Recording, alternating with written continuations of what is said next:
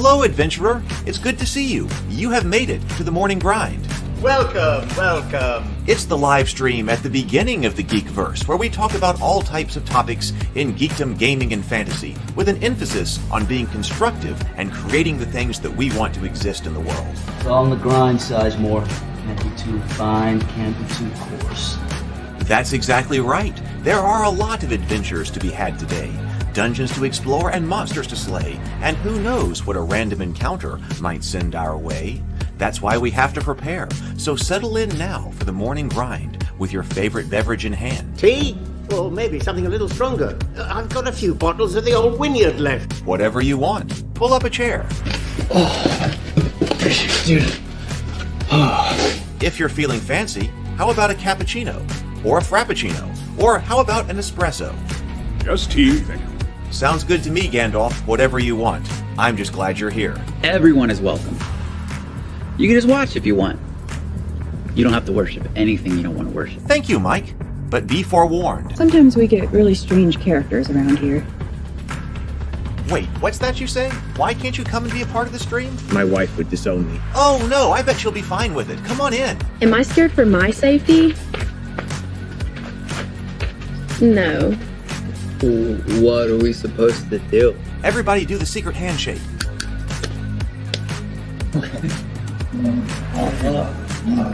Secret cultist handshake. Oh, now do wizards who love each other. This, my friend, is a science. I still don't have gifts, but it's fine. It's all on the grind, son. Can't be too fine, can't be too coarse. Dude, this would be a sick place to bring the band. Indeed it would be, Dave. It really would. I'm seeing more people coming in. Welcome. Glad to have you here. Oh, look, here's someone new. Is this the cultist meetup? Yes it is. Come to hang out? Please accept me. I have nothing else. Okay, we accept you. Everyone's welcome here. Brought some snacks. Well, that makes things even better. You want some coffee? I don't drink coffee. You sure? It's cultist coffee. What makes it cultist coffee? I'm a cultist and I'm drinking it. Oh. Then I'll have some. What exactly is going on here? I'm seeing more people coming in. Welcome. It's so great to have you. Oh, and look, here comes another stranger. Can we help you? Yes, fellow cultists. I could really use some food. Oh yeah? Welcome. We have donuts. Oh, it's me. I'm glad I'm here. I'm sure you have a few questions for me, though. What's your name? Who do you work for? What god do you worship? Great questions, Rob. I'm Steve King, and I worship Nyarlathotep. No, not really. I'm just Heath, and I won't be worshiping anything this morning. But I will be your host. Welcome to the office. We're going to have a great time. I've got my coffee ready, because now it's time for the morning grind. If you could become a fish, that would be amazing. Then I could command you with my mental fish powers. Hey, good morning, everyone. I'm here audio only this morning. I hope everybody's doing well. Welcome to the office. Welcome to my home. Welcome to the morning grind. Late. I had one of the least productive days I've had in a long time yesterday. Didn't mean to. Don't really know what happened. Did do outlining and was using what Adrian had sent me about villains to actually help that out. So I did spend some time yesterday working on the outline and got much further in that. But there were other things I need to do yesterday that I just did not get done. And now it seems like my lack of productivity has bled over until this morning. But I did look at and late last night I did get involved back in the open AI drama. Did you follow all of that last night? This has been on the entertainment side of things. This has been better entertainment than most movies I've seen lately, and most TV shows. This has been quite a ride over here. So I'll talk about that. But also, after talking about this yesterday, I don't know if we ever actually took a look at the final version of the ORC. I remember looking at some kind of preliminary version that was put out, but I don't know if we ever took a look at the final version. And I know there has been well, more controversy than I was expecting about what was in the ORC. And like Micah was talking about that yesterday, specifically, I remember in the comments, that some people were still not happy with it. Now, I suppose in some respect that's to be expected, because are you ever going to be able to make everybody happy? But if people were saying, hey, we need to, there's still things wrong with this that were not addressed, and then the weirdness with the Infinite license, I still don't get how they didn't make those things play nice together. It seems really weird to go to all this trouble to make the ORC license and then not actually use it in your own within your own products, which it seems like it would be for your own products. Well, I suppose if you're considering the Infinite Store a product, which I suppose I would, your things. Why would you not make sure that everything plays nice together when you're the one issuing the ORC and you've got complete control of the Infinite license? I don't get it. I'm still confused about. It doesn't engender a lot of confidence in the ORC, I suppose. Good morning, Sable. Good morning. We got James here. Good morning. Fellow strange characters. Good morning. And Lynn and Inner Light, just talking about stuff in the Discord server I saw. Good morning, Phaser Wrist. I have always wondered what that is too. I have no idea what that Paizo logo is actually supposed to be. Good morning, Stray. Access Inner Light says, I think it's a giant in a playground. Since that was an RPG forum that was around at the time Paizo took over Dungeons. Since that was that RPG forum that was around at the time Paizo took over Dragon Magazine production. Huh. Robert was actually just talking about in the news for the grind section of the Discord server. I do want to return to the UFO topic. I wanted to return. We did one episode on the UFO topic right after the congressional hearing, which I did watch, and I wanted to return to that topic in a few months, and now it's been several months, to see if there was any type of follow-up or anything that ever came out of that. I was guessing no, and it seems like the answer is no, but I wanted to get material together on that. I just haven't yet. Oh, Robert says, now GPT-4 is claiming that it can execute Python script and otherwise, while it won't execute JavaScript given certain instructions. But it won't execute JavaScript. Given certain instructions, it could somehow simulate it. I do remember it talking about Python execution. That's how it was going to start doing math. I was expecting some other plugin, but okay, yeah, I suppose it could execute Python in order to do math. Oh, good evening. Good evening, Krivek. Good evening from Stockholm. Good evening.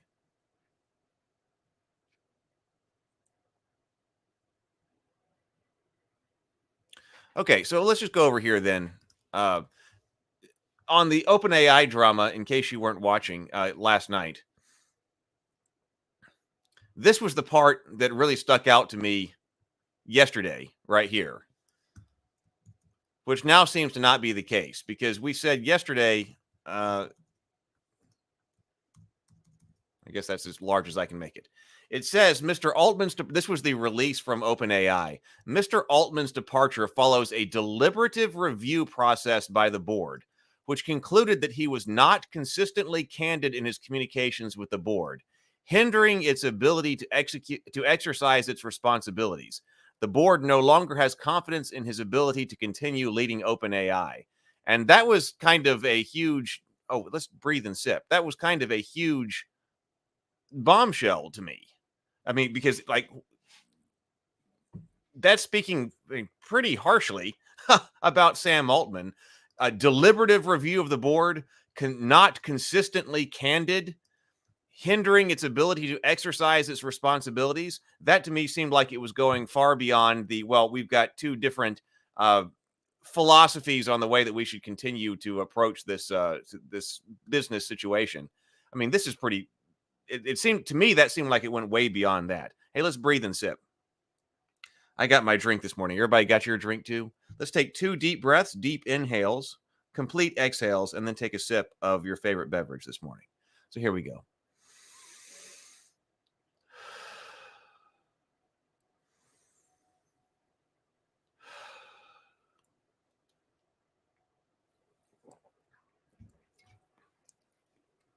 So that's why I was thinking that, boy, this must be something really bad to all of a sudden, you're canned, you're out. We got to get rid of you right now. Even apparently dropping this on Microsoft, who didn't know and whose stock took a tumble after this. So I said, well, that sounds like it must be pretty bad. But then this right over here, this is Engadget reporting. I've seen this internal memo says Sam Altman's firing wasn't due to malfeasance or OpenAI safety practices. And that's why, like, Wild Barley said, well, you know, Chapek was canned from Disney, like, on a dime too. So that's just how you do things.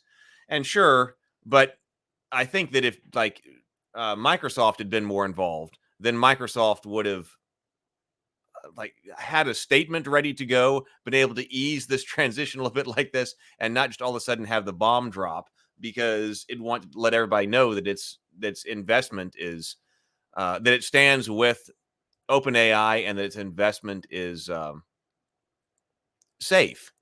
But this said right over here, so that's what made me think, well, gee, this just seems like it was some chaos. But really, after this right here, an internal memo sent to the OpenAI staff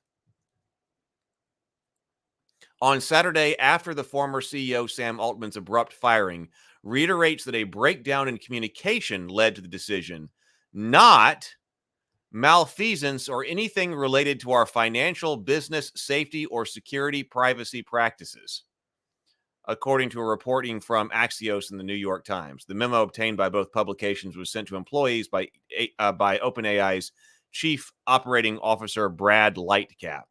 So that's like, well, wait a minute. Why in the world would you write all of this about deliberative? Nothing about this process now seems anything deliberative. Deliberative review process, not consistently candid, inability to exercise our responsibilities, no confidence in you.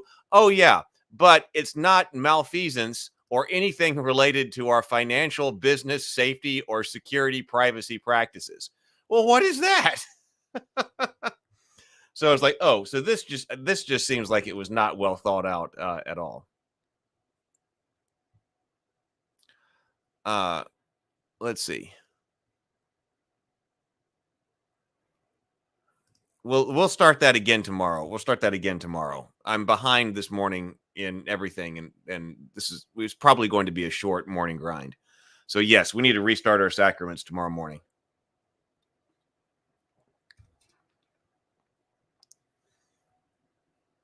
Jafford says, I saw a tweet somewhere that says it was a surprise meeting, needs verification.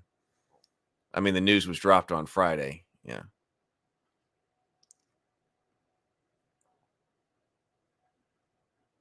Good news on Mondays, bad news on Fridays. Yeah, it certainly hit the bad news on Friday thing, right? But like, what is that? So if it was not malfeasance or anything related to financial, business, safety, or security privacy practices, then what's actually going on? And then you have the other guy who was on the board, who was the chairman of the board.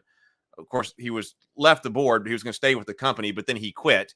So so if you're thinking, man, if Sam Altman had really done something terrible over here, then you wouldn't have all these people, and it ended up being like 3 more senior researchers that were going to leave the company or did leave the company or resign, and then a whole slew of other people who were going to stand by Sam and leave the company. So it's like, well, it couldn't have been too bad then when people say, oh, look, Sam did X, and everybody goes, oh my God, how horrible is that? They wouldn't all resign in protest.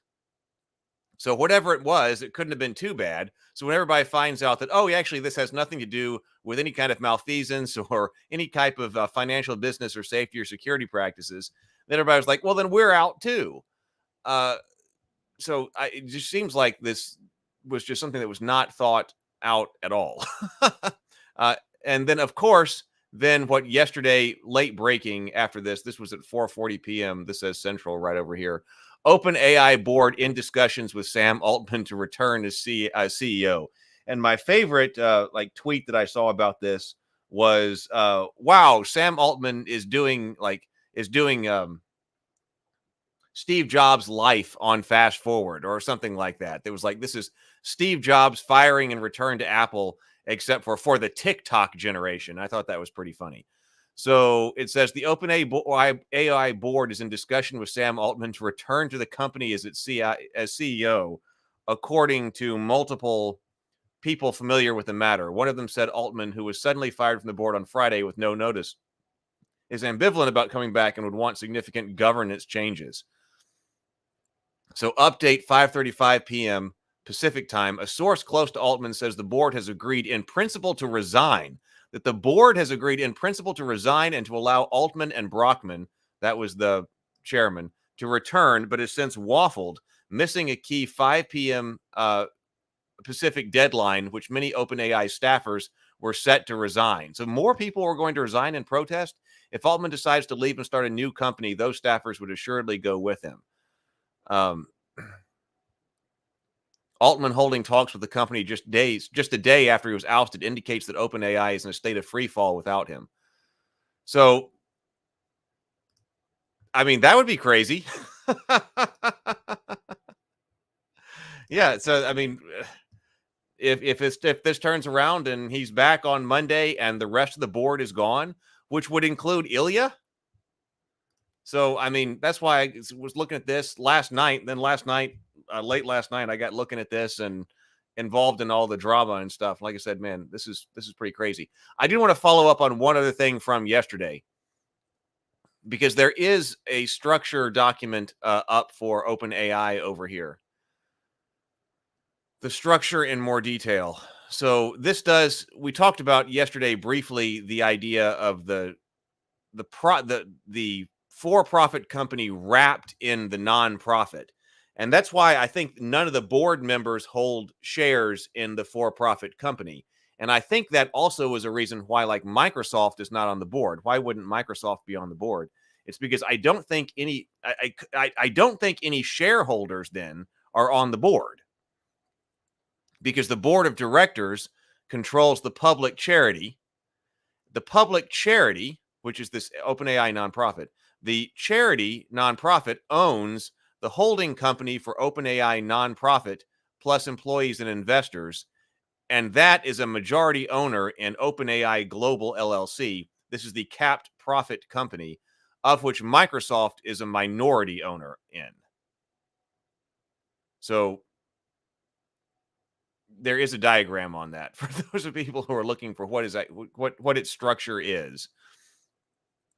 But more critically, actually, over here, this says the structure in more detail. What I wanted to look at here, because I had heard this yesterday, so I did confirm it. So it's on their website. Fifth, the board determines, so the board of directors up here determines when we've achieved AGI, artificial general intelligence. Again, by AGI, we mean a highly autonomous system that outperforms humans at most economically valuable work. Such a system is excluded from IP licenses and other commercial terms with Microsoft, which only apply to pre-AGI technology. So that's really interesting. That's one of those things like, oh man, I can think of all kinds of scenarios where that would be important. So how do we know if we've got AGI? Well, this is telling me that that's a determination, at least in the context of OpenAI. How would we know if we've got it? That's a determination that the board of directors is going to make. So that actually has legal consequences and for different contracts and such, because once the board has determined that a certain technology that it has is in fact AGI, such systems will be excluded from IP licenses and other commercial terms with Microsoft, which only applies to pre-AGI technology, which is really interesting because Microsoft invested all this money. Now, it's not like they wrote them a 10 or I've heard $13 billion check too. It's not like they just wrote them all that money at once, but they committed to, they turned over some of the money, and then a lot of it is in, I believe, in compute credits on Microsoft Azure that they're going to need and all of that. But nonetheless, so they're wrapped up in this big investment, even though wasn't like a single $10 billion check. but that if the board makes this call, the board of directors, which runs the nonprofit, which owns as the majority owner in the for-profit company, makes that determination, then that technology is excluded from IP licenses and commercial terms with Microsoft, which only apply to pre-AGI technology. And that makes it more interesting when Sam Altman was saying that he doesn't think that what they have now, the technology they have now, can create AGI, that they would need further breakthroughs in technology in order to do that. Well, if that's the case, then everything being made with all of the current technology and it will all be licensable on commercial terms with Microsoft. But if it's not the case, which is what Ilya said that he didn't. I have no idea who's right, but it's very interesting. Ilya, who is much more involved with the actual technological development, says, "Oh yes," or "Oh no, we don't need any further technological breakthroughs in order to achieve AGI. We're going to be able to do it with exactly what we've got right now. It's just a matter of scaling, adjusting some of the models and continue deep learning." He thought that we'd be able to get to it exactly by what they're doing. So if that's the case, then at some point the board will have to make that determination. And so there's a lot of money on the line right there. Yeah, Kirovec says, after this, the board looks a little incompetent, to say the least. To me, it looks a little bit more than incompetent. I mean, Jappert says, I think we can safely conclude there wasn't a deliberative process. It looks like the absolute opposite of that. Normally, you wouldn't take such a decision lightly. Zero the Blade says, morning, everyone. Still talking about AI and who gets what profit. Well, after yesterday's drama, I wanted to go over that and also make sure I did confirm that, yes, this is true. It's interesting who gets to actually make the AGI determination and its relevance. If they want AGI, what they're doing isn't going to reach it. Sable says, oh, now that is interesting. Theoretically, if their models ever do reach AGI, but they're turning a profit for the board, do you really think the board will ever voluntarily classify it as such? They'd be giving away the right to control their slave. Well, I'm not sure if they're giving up control of it. It says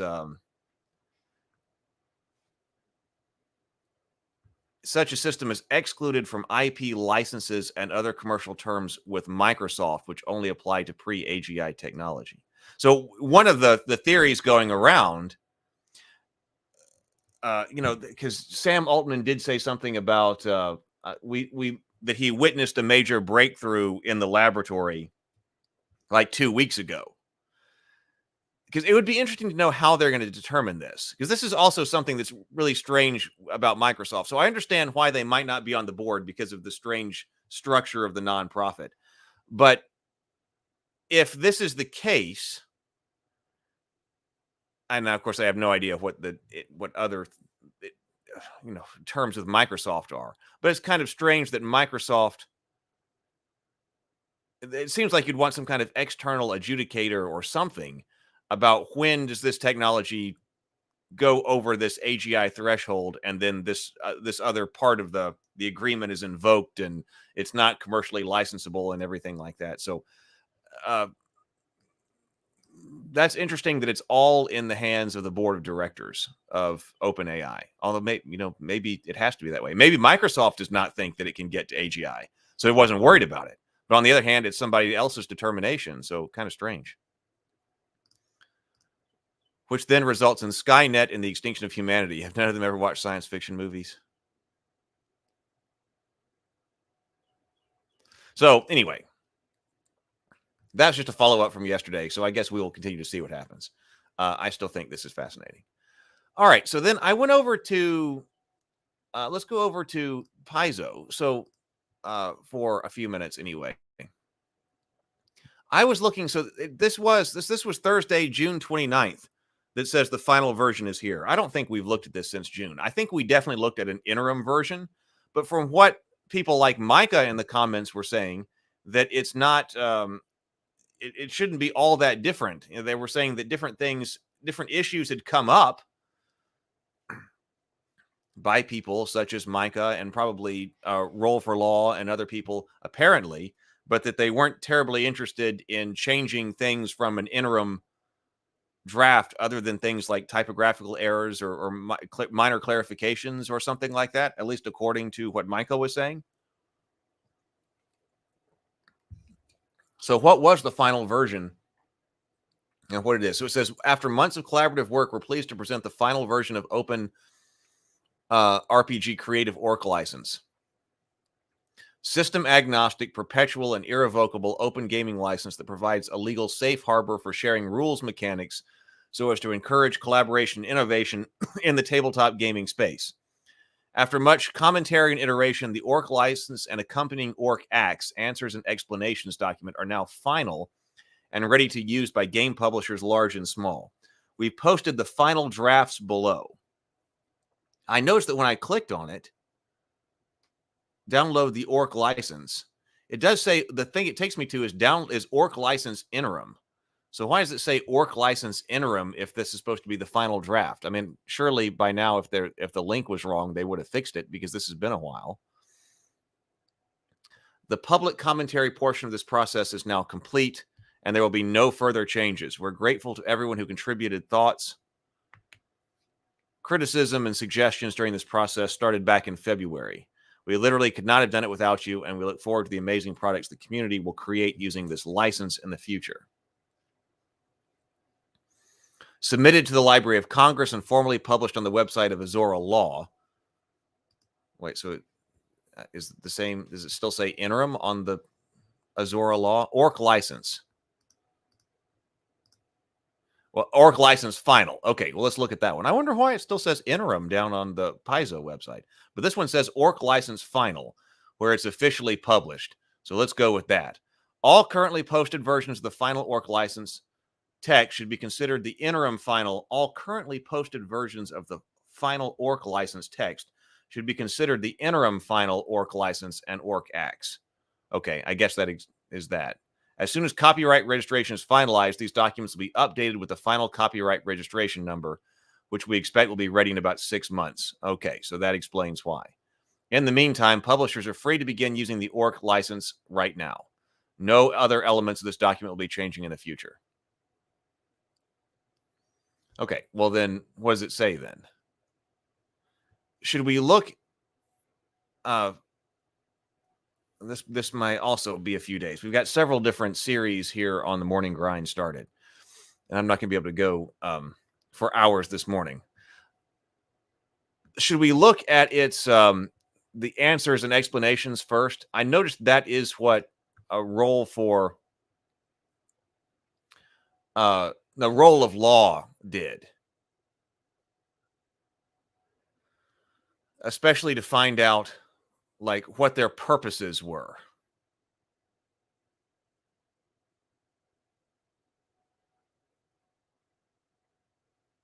I do think I remember looking at this probably in an interim version as well. So let's see.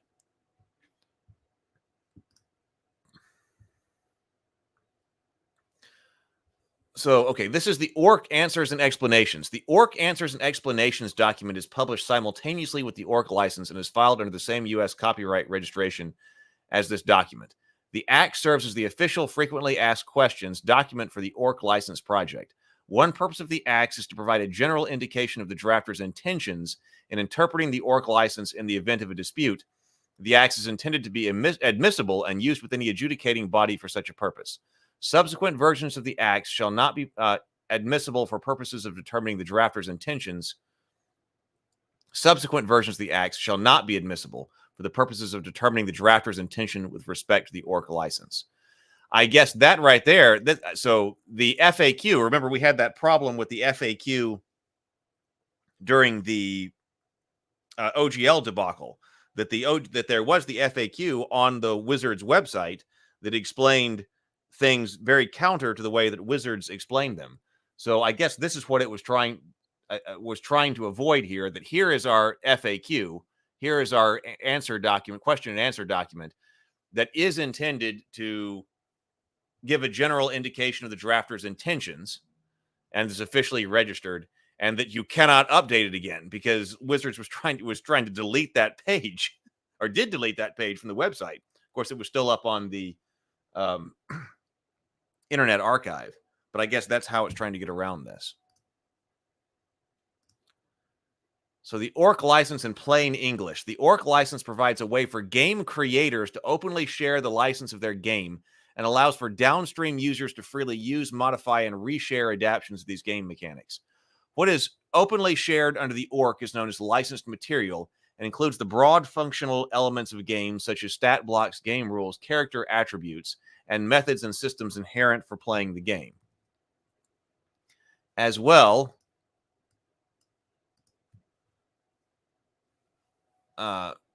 as anything else the licensor explicitly wants to share. There. The license is broad and lets you use licensed materials globally in connection with printed books, video games, podcasts, AI, or any other technology that might exist or be created in the future. What is not shared under the ORC is known as reserved material and includes trademarks, world lore, story arcs, distinctive characters, and visual art. If the creator wants to share their reserved material under the ORC, they can do that, but they need to make an express declaration in their ORC notice. Otherwise, it remains their exclusive property. I mean, all this sounds good so far. And in fact, this seems to be the exact situation that you would be wanting this to play nice with that infinite license, because the ORC will handle all of the licensed material under the ORC. And then if you would like to play with the reserved material, you can do so under another license, whether you're free to accept or not. And if you're going to be putting any material out with reserved material, then you'll need to follow this other license, accept it or not. And if so, as part of that license, you can only put it out under the on Pathfinder Infinite. I mean, makes sense. That seems like they're trying to make it really easy. Although it doesn't seem like it came out that way for some reason.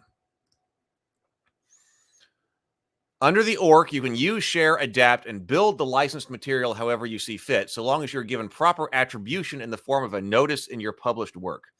This notice both credits the upstream licensors and the contribution to the work, as well as provides an easy way for downstream users to credit the author of the work in which the notice appears.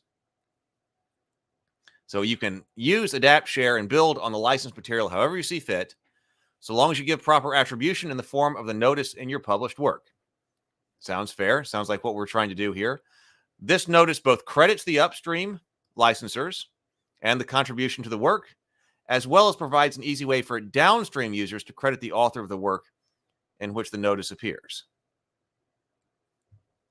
This is like the passing through. You got to credit people, and then you're passing the material through. So got it. By using the material licensed under the ORC, you automatically agree to license out your game mechanics in your published work under the same terms. So this is the controversial part, right? By using material licensed under the ORC, which is like what I wanted to read specifically, because I don't remember going over this when we did the interim look over, but maybe we did. So this specifically says, by using licensed material under the ORC, you automatically agree to license out your game mechanics in your published work under the same terms. If you develop your own reserved material, that is your exclusive property. So now, what's the term that we use here? This is a share and share alike license. Is this a viral license?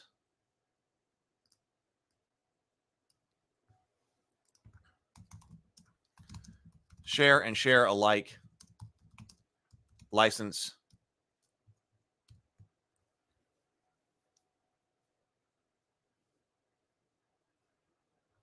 Okay, share alike. Okay, so according to Wikipedia, share alike is a copyright licensing term originally used by the Creative Commons Project to describe works or licenses that require copies or adaptations of the work to be released under the same or similar license as the original. Yes, okay, so that's what I thought it was. So if you are using, describe works or licenses that require copies or adaptations of the work to be released under the same or similar license. So that's what's happening right here. Now, I suppose we will read that specifically in the license, but this is definitely in the X. Oh, hey, TSL Frontman. Well, maybe. I'm not going to be able to go, like I said, for hours this morning. Yeah, so we will see. James says this may be like we got like 3 series started here on the morning grind, so we may have to keep going. But I wanted to look at this as well, because if I were to talk to like Role of Law on Table Talk, I wanted to be sure that I do go over and have fresh in my mind what the actual situation here is with the final orc, because I think it did kind of drop off my radar. But what the final situation with the orc was, I just kind of thought, okay, now it's finally out, so we could use it. It just hasn't been on my radar.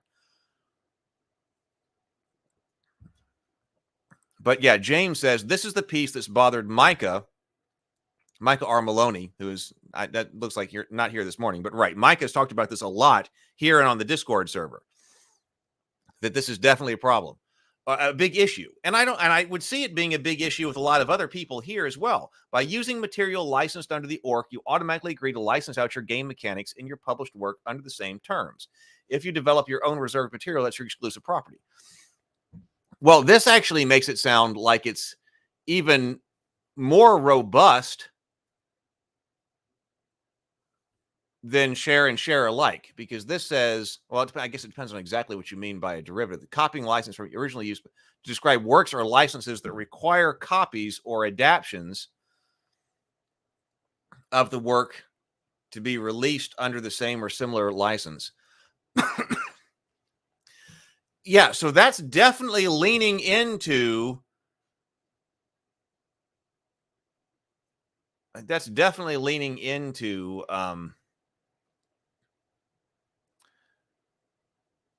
well, a viral share alike license. So if you take Pathfinder's rulebook, which is, and you're just using, forget the reserved material, forget the history and the lore, forget all of that. You just want to develop for Pathfinder. So then you use the orc to access all of Pathfinder's rules and the expressions of their rules. That's the important too, and the expression of all of their rules. And then you extend the rules or modify them in some way, or come up with new rules for your reserved material that you can't not also share the stuff that you work. I mean, that's a very intense philosophical position right there. That if it's here, if it's in an orc thing and it is a orc licensed material, then everything that is defined by the orc as licensed material also goes out under the orc, which is different than just having it kind of pass through. Now, I think that's the term they use, right? Because I think that one of the things, the OGL was always in the back of every book.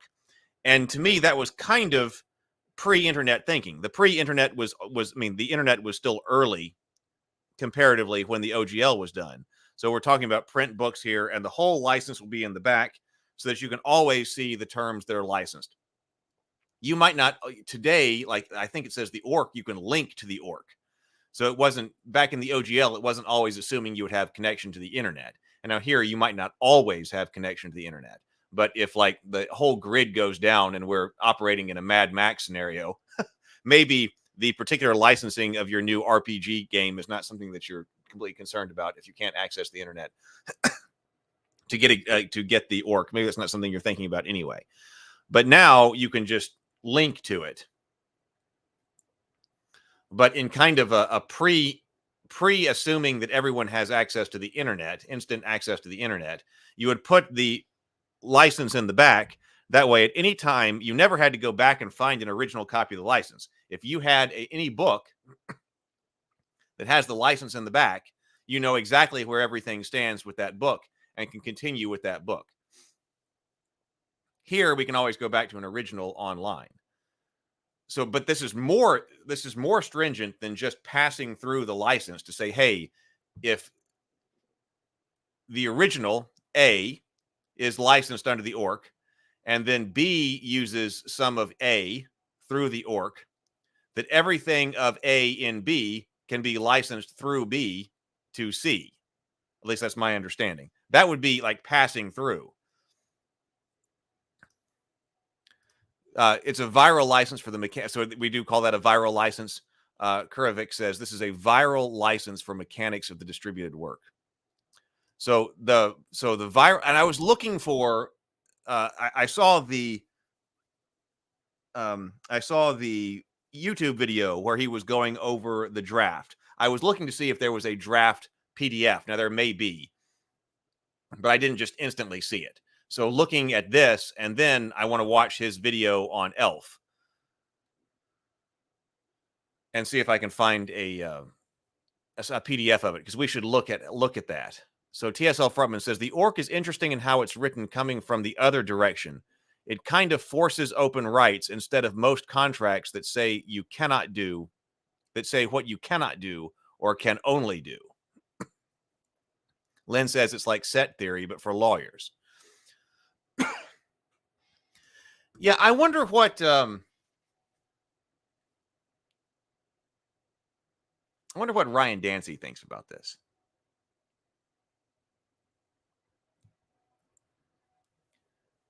Because now, make sure I'm straight here. That was not the case in the OGL. The OGL was passed through. But it wasn't viral share and share alike. Right?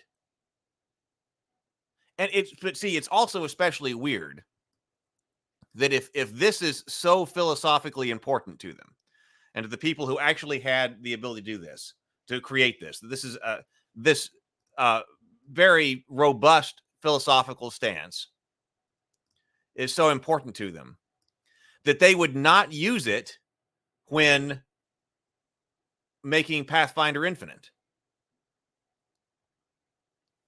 That's really strange to me, because this seems like, from what I'm looking at here, it seems like it's set up so well to handle exactly a Pathfinder Pathfinder Infinite licensing situation. One of them for the rules, one of them for the reserved material that's all the IP and the lore. It must have had all of the weirdness that we saw yesterday must have something to do with its interaction with OGL. That must be what all of a sudden caused the kerfluffles. Maybe somebody at Paizo thought, now wait a minute, we've got some kind of weird loophole because we also have the OGL on there. No one has the power. Kervac says it's like GPL versus MIT licenses in the opening software world. GPL versus MIT license in the open software world. Yes.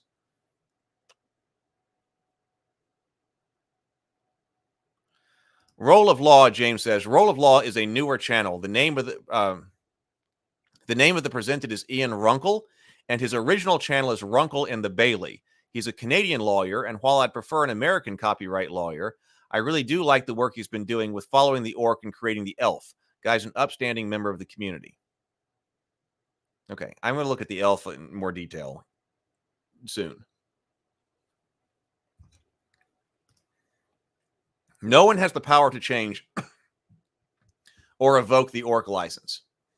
I mean, I guess this is going back to this. So they don't want somebody to take the Pathfinder core rulebook, extend it, and then make it their own, and then just have that stop. Be like, hey, I made this new game. Well, is that what they're trying to do? Stopping somebody from doing what Paizo did? Because Paizo took 3.5, used the OGL, and created Pathfinder. And Pathfinder... well, now I'm not sure. So Pathfinder, the original Pathfinder, you could make third-party supplements for, right? Because they had licensed stuff under the OGL. Right. Watch this. We got to go back to the Pathfinder core book. So the open game license is in the back. I think we've been over this. I just have to remember. The open game license version 1.0A is in the back of this Pathfinder core rulebook that I've got here.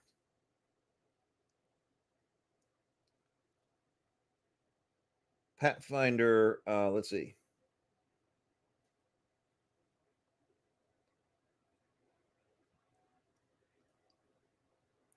except for material designated as product identity or external tools, see above. So we do have a listing of product identity in this book, a list of external tools, and open game content. Except for material designated as product identity or external tools, see above, the game mechanics of this Paizo game product are open game content. Okay, that's what I thought. Okay. So I was wrong. So about my initial statement here. This is what I thought it was. So that's why I think we went over. You could use Paizo's, this is second edition, Pathfinder second edition rules through the OGL, because they specifically say, except for material designated as product identity or external tools, see above, the game mechanics of this Paizo game product are open game content as defined in the Open Game License version 1.0, section 1D. No portion of this work other than the material designated as open game content may be reproduced in any form without written permission. Okay, so they did give you, through the open OGL, Pathfinder did, when they were, Paizo did, when they made Pathfinder second edition. Yes, Pathfinder second edition rules are available under the OGL. Runkle and the Bailey is also really interesting, too. He specializes in firearms law. Oh, interesting. Yeah, Canadian firearms law. Robert says, I think the key question for fans is whether or not they want open content or not, per se. Oh, not. I think the question is for fans is not whether they want open content or not, per se. What was more controversial about a potentially deauthorized OGL are the state of the system reference document. What was more controversial about a potential deauthorization are the state of the system reference. Well, right. Yeah, I know. And I was huge on that. When all this was going on, I was huge on that. What is the what's the state of the system reference document? What's the state of all the different works that have been published under it? Of course, I didn't think it was possible to deauthorize the OGL.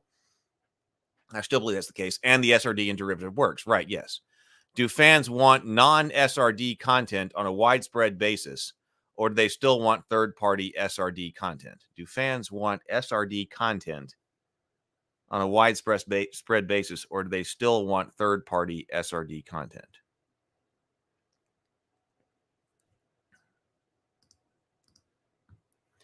So I guess since they did put out, so they thought they were playing nice, Paizo, like and doing in the spirit of what we were supposed to do with putting out Pathfinder second edition and saying, hey, listen, all of our rules, the expressions of our rules here are OGL as well. And it was still extremely successful for them. I mean, obviously, it was extremely successful. So it worked for them. So they wanted to be sure that everybody who uses this plays by the same rules. Okay. But then they're not playing by those rules, which seems weird, with the Infinite, with the Pathfinder and Starfinder Infinite, which seems bizarre, which makes them seem suspect. No one has the power to change or revoke the ORC license. Once the license material is out there, it is out there forever, as long as copyright lasts, under these same terms. The ORC is intended to work pretty much everywhere in the world. The official registration has been registered with the U.S. Library of Congress through copyright registration TX 9307067 to be used as a resource, but you will probably be able to find it in many locations on the internet. The ORC is dedicated to the public domain and is free to use by anyone and everyone.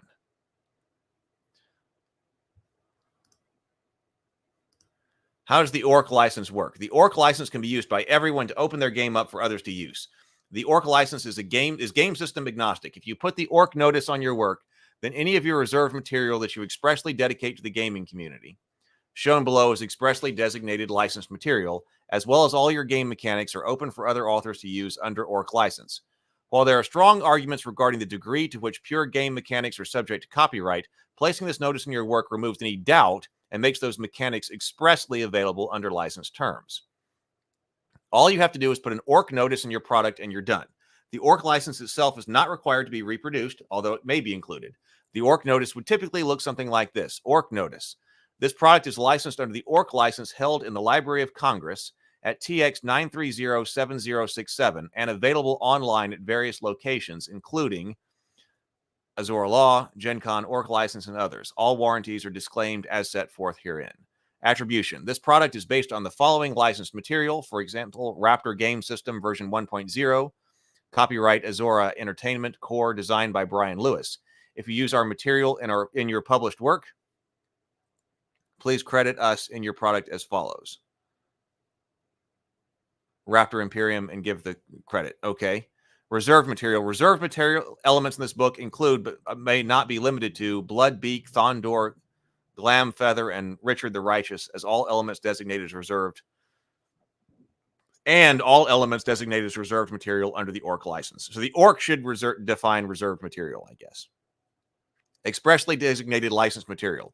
The following elements are licensed by the licensor and would otherwise constitute reserved material and are hereby designated as licensed material. The names and historical background of the Devonian Raptor Wranglers in Chapter 3. I mean, that all sounds fine to me. I mean, that part right here, I mean, that seems like a revised version and cleaned up version of what had happened with the OGL. This makes your accreditation cleaner. You don't have to put the entire license in the back because we're kind of assuming that we're going to have a reference to the internet, and it's kind of become established now. I think that also was not clear at the time the OGL was there, that can you just say, hey, go to this website and that's what my license is, or does it actually have to be in the book? That was not clear. Now it is.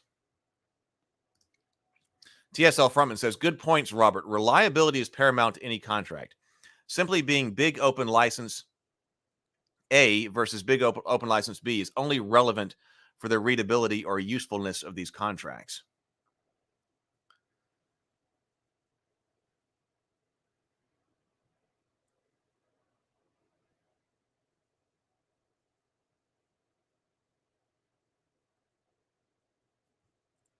So let's see.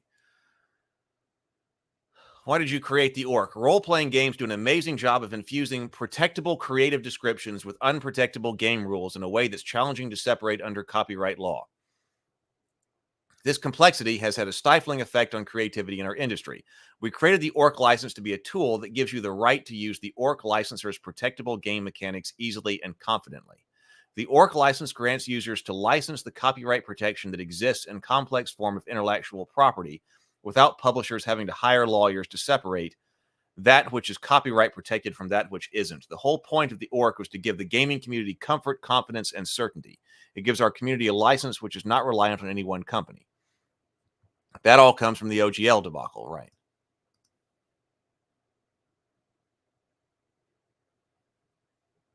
TSL Farman says, I don't care which name is on the header unless that name is going to fold me over. The ORC license substantially reduces the threat of litigation regarding these matters, which could easily bankrupt a small publishers who's in the right and operating in good faith. This is how we create what open source community refers to as the ORC license substantially reduces the threat of litigation, right? Which is what's supposed to. This is how we create the open source community, what the open source community refers to as a virtuous circle, evolving our games to be the best they can be. So that's what Role of Law was talking about, the virtuous circle, which seems to be a major part of the philosophy of this document. Why is the license so complicated? We wish it were less complicated too. We opted for simplicity wherever possible, but when we are faced with a decision between precision and simplicity, we opted for precision. Slicing copyright in half is challenging. We wanted this to last for a very, very long time and resist all imaginable legal challenges. If we'd found a way to make it simpler, we would have done so. Who controls the ORC license? No one controls the ORC license. We felt it crucial there'll be no parent organization, any human-controlled organization that can be politicized, acquired, or corrupted. The license derives integrity from not having the capacity to be updated or revised. No update could be permitted to change a pre-existing license, and no licensor or licensee could be forced to accept a third-party proposed revision. If someone in the future wants to propose a new license, they can always do that. Hence, ELF, I suppose. If there's no organization, who enforces the ORC license? If you breach the ORC license, all the upstream licensors can sue you to enforce the license, but their remedy is limited to bringing you in compliance with the license. If the breach is timely remedied, the license is reinstated from the date of the breach. we have intentionally not specified a jurisdiction, which means that anyone suing to enforce the ORC will likely need to bring that dispute into your jurisdiction. This is a tool intended to discourage litigation.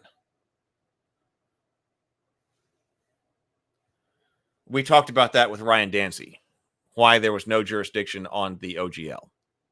Can the ORC license be updated? Can it be revoked or amended? The ORC license cannot be updated, amended, repealed, revoked, or deauthorized by anyone, not ever. There can be no subsequent versions. Once you offer a license to your content out of the ORC license, you offer the license, that content, to new publishers, and it remains irrevocably in place. Robert says, right, so ORC won't let you use SRD content. Is that what fans want, or did they just want to be able to continue making SRD derivative works? Oh, I see what you're saying. Now I understand a bit more what you're saying.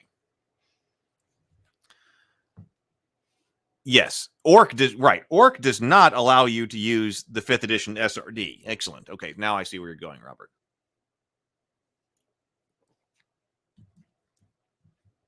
Because the SRD is not licensed under the ORC. It's licensed under the OGL.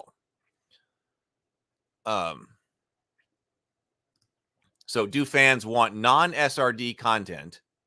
Like, I guess what you were saying here. The fans needed to choose. Do fans want more open non-SRD content? And we're talking about specifically, I guess we're talking about specifically here, the 5th edition SRD. So let me understand your question here. Do fans want more do fans want more open non-5th edition SRD content on the widespread basis, or did they want specifically third-party SRD, 5th edition SRD material? So what is it that fans wanted? Do fans really care? Or is it so, is everyone so invested in the 5th edition rule set that, now, of course, at the time, I mean, there's all this material out there on the 5th edition rule set and other editions as well under the OGL license. So was the big deal, oh, we want open gaming, or was the big deal, oh, don't take away the 5th edition SRD? That's a great question. That's a great question. Because under one of these scenarios, what Robert is talking about, this doesn't really matter anyway. Because in the end, people got access to the 5th edition SRD. The OGL was not revoked. And then they also published it under the Creative Commons license. So it's just out there now. How much do people care about a open license? Well, I suppose you would care if you were specifically invested in the Paizo ecosystem and you didn't want Wizards of the Coast to have anything to do with anything Pathfinder anymore, but you still wanted Pathfinder to be open. Now, whether or not you care, whether or not some other publisher does. Yeah, 3rd edition applies too. But the big, 3rd edition applies too. But the 5th edition was the big popular thing at the moment. So then you would care that but if you were big in the Pathfinder ecosystem, you would not want, you might not want it to have anything to do with the OGL, which is what Paizo stripped out, right? Kirvac says, Robert Romano, what SRD are you asking about? All Pathfinder 2 rules are under ORC. You can use them as your base for your own mechanics if you comply with the ORC license. Kirvac says, there are other SRDs in the 5th edition D&D SRD. Right, that's what had confused me, I think, when Robert originally asked the question. Robert may have been specifically talking about the 5th edition SRD. 5e and 3 applies too. Both are open content.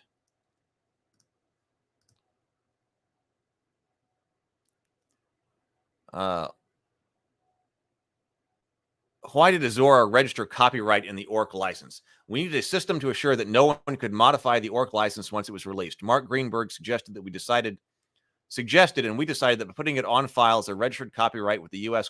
Library of Congress, if there was ever a dispute, there would be an unalterable, disinterested party, the U.S. government, that could hold the original. We didn't want a controlling organization because any organization can be politicized and manipulated. There was no host site that we could find that we could guarantee to you would never alter the license or manipulate its terms. We hope this license lasts many decades, and thinking about the distant future is daunting because so much is possible. Azora Law will never enforce copyright in the ORC license and therefore dedicates it to the public domain. Like game mechanics, there isn't much copyright protection for the instructions that compromise a license, but that isn't why we registered it. If you want to copy, distribute, display, or make derivatives based on the ORC license, knock yourself out. Why not Creative Commons? So this was also a big issue going on. We tried hard to make a Creative Commons license work, but we ran into two unsolvable problems. Okay, CC BY SA 4.0 is a share-alike license under which the initial licensor can limit their licensed material to the creative expression of game mechanics. Unfortunately, the share-alike provision requires the downstream community to share their entire work without the ability to designate any reserved material retained by the original publisher. Okay. So you would need another type of Creative Commons license. And that was also one of the issues with the Creative Commons licenses, is that there are a bunch of them. And so just saying, oh, it's Creative Commons doesn't tell you necessarily everything. It doesn't tell you everything you need to know in order to go make some other derivative with it. Just saying, oh, it's Creative Commons. That does not tell you what you need to know. You have multiple Creative Commons licenses, and you got to go figure out which one it is. And they were trying to not do that. A share-alike license. So that would have been it. So this is very similar, but it doesn't work for this, because then you would also not be able to designate reserved material. And we all want to be able to do that. So if your game world, your history, your lore, your IP, you want to be able to reserve. So that's why a Creative Commons license doesn't work. Wizards of the Coast released some of their content under CC BY 4.0, which gives everyone the right to use contents of the SRD WotC designated. This was a wonderful assurance for the gaming community that 5e could confidently be used forever. Unfortunately, if another publisher builds on that SRD, they are under no obligation to relicense their innovations to the community. This effectively kills the virtual circle that open source communities are built on. The ORC license intends to ensure those who innovate off of licensed material under the ORC must release their own innovations under the same permissive license that enabled their product in the first place. Well, that's very straightforward and direct. I mean, this is a critical part of role-playing games. I mean, to me especially, and to most people. Okay, we've got to be able to have an elegant way, which is what the ORC was supposed to do, to separate our game mechanics from our world-building material. Good morning, Tomocrat. I was going to check this a moment ago. CC4 BY, which gives everyone the right to use the content, but you are not required to relicense your innovations to the community. That was just Wizards of the Coast saying, here, you can use 5e forever. But you can lock up your new innovations and make that your own. And so there was a strong philosophical bent here to make sure that doesn't happen, which gets breached. Or to me, it seems like that is a breach with the Infinite. And after going so hard at this, I understand, after going so hard at this idea, we must have this virtual circle that we must ensure that all who innovate off of material licensed off of ORC must release their own innovations in the same permissive license that enabled our product in the first place. Didn't they say, oh yeah, but by the way, there's another license which doesn't do that? That's bizarre. Robert says, so ORC in that context appears a stopgap in the event of OGL deauthorization.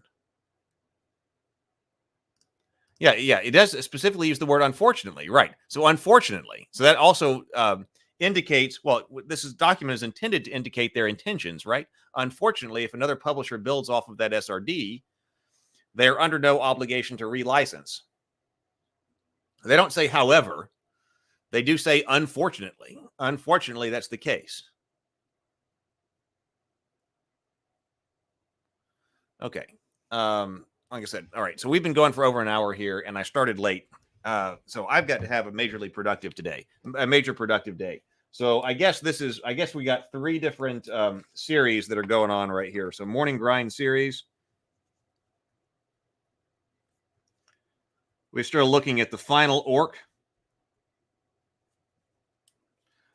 We've got the Cinefantastique magazine.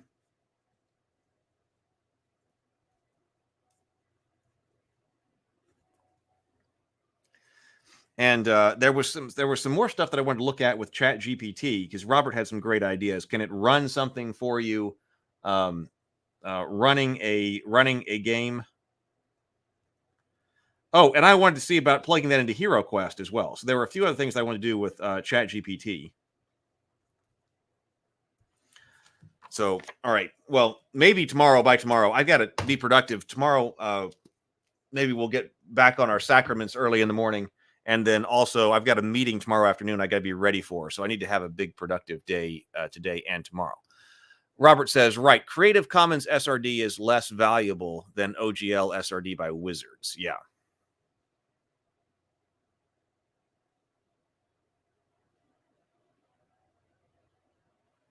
Oh, well, thank you, Stray. So what does that say about non-Wizards SRD orc content? Well, I guess its value will be, I mean,